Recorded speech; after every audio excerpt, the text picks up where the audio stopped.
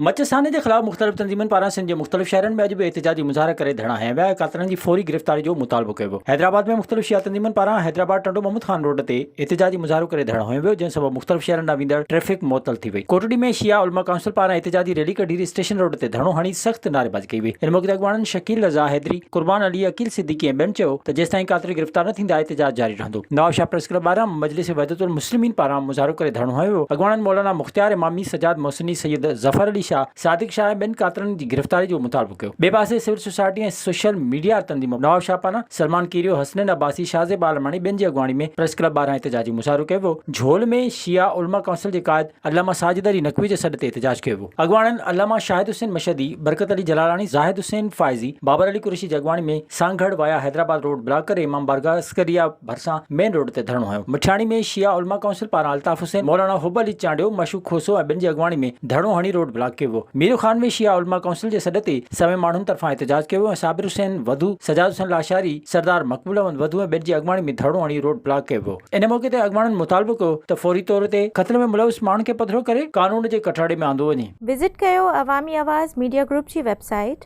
awamiawaz.pk।